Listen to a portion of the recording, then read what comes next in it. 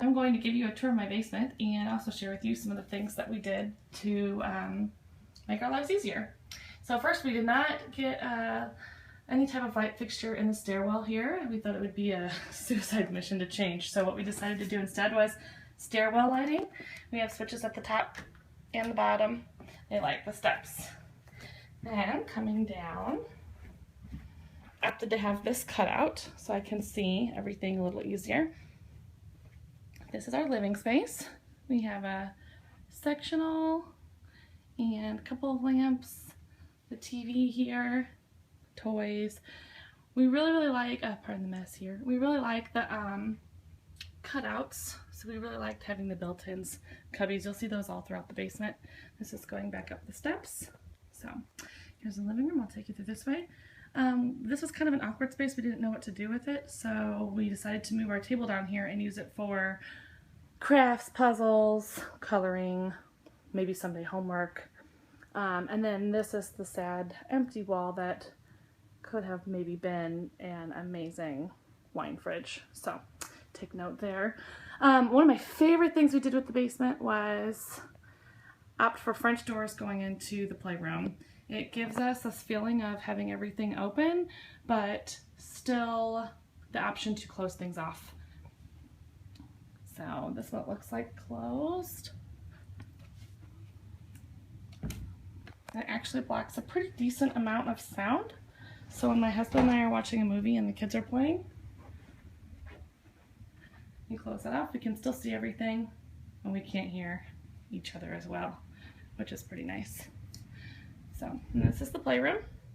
We specifically decided not to have any adult furniture in here because we wanted to encourage ourselves to get on the floor and play. We love built-ins in my red room bowls. And this is just prime toy storage. Every single nook and cranny is full of a toy or a book or a dress-up something or other. This is the view from the playroom out into the living area. You can see there's a pretty good amount of space. Not too cluttered, but still open. We decided to do a hallway here. Instead of blocking this area off, I'm eventually going to do a huge gallery of family photos.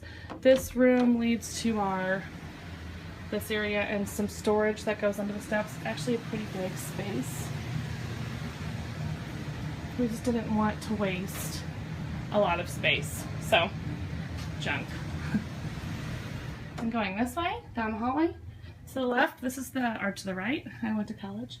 This is the only area that we did not finish, is our laundry room. So there's laundry, and see, this is how we kind of did the drywall. We just kind of threw it up, but we didn't do anything fancy. Same with the ceiling. We just have pretty much ceiling to floor storage. All the way over. It's kind of a mess in here. Sump pumps back there underneath that chair. More storage. And for people who have a lot of storage, this is actually, we really need that wine fridge.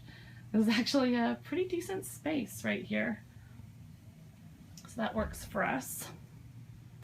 And then this goes down the hallway again. See, that's the playroom that way. We have a full bathroom here. My one regret here is that I really wanted the contractor to do a herringbone pattern with the tile.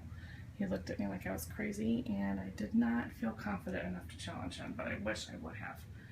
So here's our bathroom. I found this at Home Goods and this at Home Depot, and then they put it all together for me. More cubbies. Love the cubbies. We've actually kind of moved into this shower down here because when the baby's sleeping across the hall, I am terrified she's going to wake up. So we have a full shower here.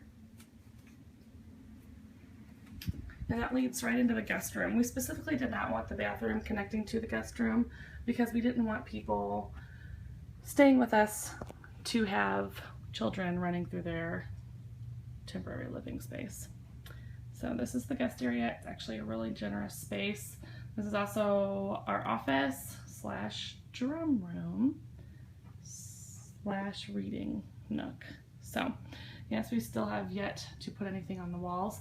We did have to do an egress here instead of a walkout. It was a little easier to do an egress, but we can now sell this area, market this area as a 4th bedroom, which is also exciting. And we wanted, obviously, to have a safe exit in the case of an emergency. So 2 doors going through here, and this takes you back in through to the living space again.